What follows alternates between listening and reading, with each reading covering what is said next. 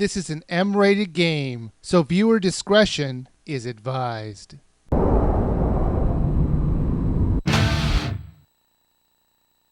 Now let's review No More Heroes, Desperate Struggle. Now I reviewed the first title in the series about 2 years ago, and I liked it. It was an interesting idea that was done in a very stylish way. However, there was plenty of problems with it. Just one example of that was that the worlds always felt the same and closed off. And while there was some claustrophobic battle areas in this game, they aren't as bad as the original title. Like always, I'm only going to show the video for the first part of the game. I hate reviews that spoil too much of the game. So if you're wondering why I'm not showing you most of the title, that's why. The story this time around shows Travis Touchdown retired from the Assassin game. He comes back to avenge the murder of his best friend. Since he has been gone so long, he has to make his way back up the ranks again in order to go up against the people who killed his friend. Unfortunately, this time there are a lot more enterprising killers out there, so you'll have to start at the rank of 51. There is quite a lot of humor and sexuality throughout the whole game, as you could probably see. Hot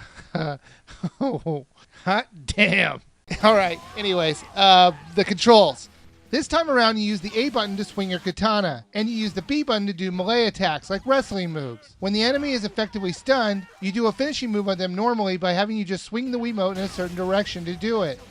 Yes, it can be a mindless hack and slash brawler at times, but it is still fun to play, mainly because of the different environments that you'll travel through. Last time the environments that you fought people in leading up to the boss seemed the same and kind of dull. And while it is kind of still a grind to get through, at least it's not the same corridor over and over again. Plus later in the game they'll have you play as other characters, so that changes things up a little bit more. They have made some improvements over the last game, like completely scrapping the overworld. If you want to go somewhere, it's as simple as finding it on the menu. Traversing the overworld last time was one of the biggest problems with the first title. It was ugly to look at, barely anyone was in it, and it was tedious to go from one point to another. Also, thankfully you'll never have to pay to go up against a ranking boss battle. You can normally just go to the next part fairly easily, so you don't have to worry about grinding for cash to advance the story. However, if you want to improve your stats, weapons, or clothes, you'll need some money, and you can do that by getting a job. This time around those jobs are very cleverly done by having you play 8-bit game representations of them. There were quite a few jobs to play, but the one I found the easiest to make money on was his tiling game.